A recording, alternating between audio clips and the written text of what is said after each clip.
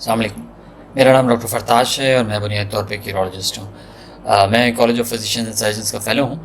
اور آج جس موضوع پہ میں آپ کے لیے ویڈیو بنانے جا رہا ہوں وہ ایک ایسا موضوع ہے جس کے بارے میں مجھ سے اکثر پیشنٹس بھی پوچھتے ہیں اور عام لوگ بھی اس کا تجسس رکھتے ہیں۔ وہ یہ ہے کہ کیا جس شخص کا صرف ایک خصیہ ہے وہ باپ بن سکتا ہے، وہ شادی کے قابل ہے یا نہیں۔ ایک خصیہ کا ہونا بہت سی وجوہات کی بنیاد پہ ہو سکتا ہے، اور جو کامن ترین ہے وہ یہ ہے کہ اگر آپ کا خصیہ نیچے نہیں آیا ہوا۔ یاد رکھیں، پیدائش کے وقت ہر مرد کے، ہر بچے کے جو خصیے ہیں پیدائش سے پہلے جو ماں کے پیٹ میں، اس کے خصیے پیٹ میں ہوتے ہیں، اس کے اپنے پیٹ میں ہوتے ہیں، اور پیدائش کے وقت یا پیدائش سے پہلے اس کے خصیے آہستہ آہستہ نیچے آتے ہیں اور آہستہ آہستہ وہ تھیلیوں میں یا اپنی جگہ پہ آتے ہیں۔ اس لیے جب بچہ پیدا ہوتا ہے تو اس کے خصیے اصولاً یا نارملی جو تھیلیاں ہیں نیچے، جس کو ہم اسکروٹم کہتے ہیں انگریزی میں،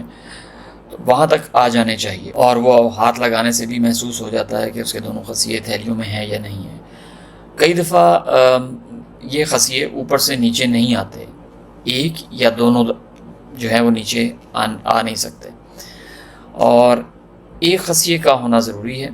اگر ایک خصیہ نیچے پوری طرح نہیں آیا ہوا تو اس کو ہم آپریشن سے نیچے کرتے ہیں۔ پھر بڑے ہو کے یا ایڈلٹہڈ میں کو پہنچنے کے بعد بہت سی وجوہات ہیں جن کی وجہ سے آپ کا ایک خصیہ رہ سکتا ہے۔ مثلاً اگر آپ کو انفیکشن ہوئی ہے اور اس سے ایک خصیہ ضائع ہو گیا ہے، اگر آپ کو کوئی چوٹ لگی ہے اس سے آپ کا ایک خصیہ ضائع ہو گیا ہے، اگر خدا نخواستہ کینسر کی وجہ سے آپ کا ایک خصیہ نکالنا پڑا ہے تو اس میں ایک خصیہ جو ہے وہ باقی رہ جاتا ہے۔ تو یہ وہ وجوہات ہیں کامن جن کی وجہ سے، اور ٹی بی کی وجہ سے، اگر آپ کو ٹی بی ہوئی ہے اور خصیوں کی ٹی بی ہوئی ہے تو اس میں بھی ہمیں ایک خصیہ کئی دفعہ خود بخود وہ ختم ہو جاتا ہے اور ہمیں آپ کو دوائیاں دینی پڑتی ہیں ٹی بی کے لیے۔ تو یہ سب کچھ بتانے کا مقصد یہ ہے کہ اگر آپ کا ایک خصیہ نکل بھی گیا ہے تو اس میں آپ بالکل سیکشولی جنسی طور پہ بھی پرفارم کر سکتے ہیں، اور آپ کی منی جو بن رہی ہے وہ بھی جو جراثیم بن رہے ہیں جو خصیے میں، وہ بھی منی کے ذریعے باہر آ سکتے ہیں۔ تو آپ بالکل باپ بھی بن سکتے ہیں ایک خصیے سے،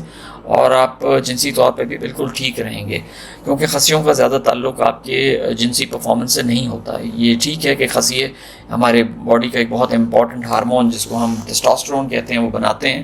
لیکن جو ٹیسٹوسٹیرون ہے وہ وجوہات تو بن سکتی ہیں جنسی کمزوری کی، لیکن اگر آپ کا ایک خصیہ ہے اور وہ اچھے سائز کا ہے، نارمل سائز کا ہے، تو بالکل آپ کو جنسی طور پہ آپ بالکل ٹھیک رہیں گے، اور آپ کو جراثیم بھی اسی طرح آنے میں آتے رہیں گے۔ لہٰذا جن کا ایک خصیہ ہے ان کو کوئی ممانعت نہیں ہے، یا ان کو کوئی خوف نہیں ہونا چاہیے کہ وہ شادی کے بعد پرفارم نہیں کر پائیں گے، یا ان کی شادی نہیں ہو سکتی، یا وہ بچے کے باپ نہیں بن سکتے۔ آپ کا بہت بہت شکریہ۔